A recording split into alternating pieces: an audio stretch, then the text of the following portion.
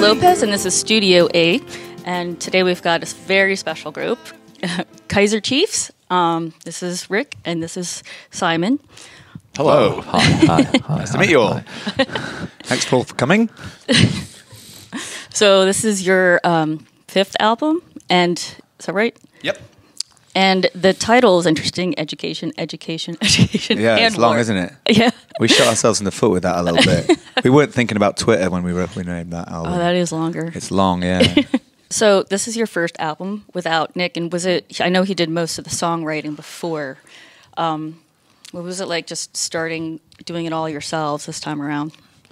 Kind of. I think one of the things about when Nick left is some people sort of thought it was all about him a little bit. Like some people wrote some stuff where it sort of became a bit about him, and we felt that sort of undermined the sort of 10 years of hard work and creativity that we'd put in, the rest of us had put in. And I think that was part of the motivation to carry on and sort of prove everybody wrong. This means and make a great album, and we've been #1 in England, and I've had a lot of success on this record already, and so we sort of feel like we've sort of answered all those questions. We're still answering a lot of questions about Nick, but we sort of feel like we're sort of getting to a point where we're over that really, and we've already proved that even though he's important and he's still my friend, you know what I mean, and he did definitely write or co-write some of those big hits we've had. He was, the band is the band, and the band is about 5 of us. It's not just about one person. You recorded the album in Atlanta. Yeah. Why? Ooh. It was mainly because of producer Ben Allen of the Third. He's based in Atlanta. He's from Athens, but he's based in Atlanta, and he had a studio there. And we met him in London, and he really impressed us by first of all telling us off, which is something that doesn't happen very often. No. And he had a really similar idea about what we wanted to do with the album. We wanted to make an album that sort of had a sound that if you put the album on anywhere, any song, that it sounded like the record, it had a sonic universe or whatever. And on this record we tried to do some things we'd never done before. So we'd never done one outside England, so we thought, why not? Yeah, you can do anything you want. That's the whole point about being in a rock and roll band.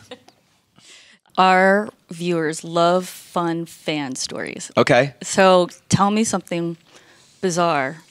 I'm not trying to prevent anyone from buying gifts, because I quite enjoy having a gift bought. But you can say one thing in an interview that you kind of like, and then you get that as a present. And I said probably about a couple of years ago that I really liked Magnum P.I. And I do really love Magnum P.I. It's a great film. It's a great TV show. And if I was going to be anyone else apart from me, I'd want to be Magnum. But now I get loads of Magnum presents, and I'm getting quite a collection. I've realised this thing as well recently. So when we first started, you have these fans, come to every gig, and they'll, follow you about and all that sort of thing. We didn't like it. We sort of avoided them a bit because we think it's a bit weird.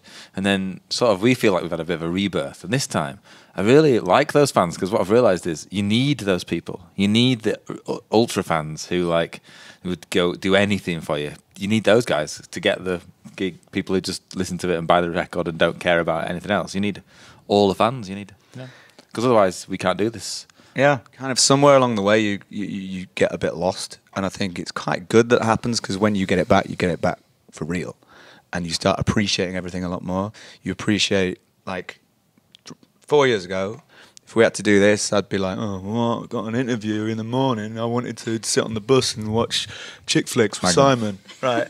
But now it's like, right, great, someone wants to talk to us from USA Today. We should definitely go and talk to them and get all the questions right.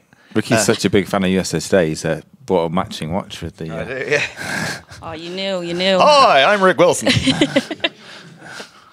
Anyway, you know what I mean? So we appreciate everything a lot more, whether it's the guys stood at the back of the gig venue kind of like, waiting for us after the show, or whether it's coming to speak to you guys, or getting to play to like you lot. Not you lot. You're at home. But one day... Well, thank you for coming by. All right, no, thank you for having us. Really appreciate that was fun. it. Thanks Really for the banter. Thank you. Oh, the banter. I'm not very good at banter. Banter is for footballers, and I'm not a footballer. Believe it or not. It is shocking. This is Korina Lopez from USA Today, StudioA, and we'll see you next time. Thanks.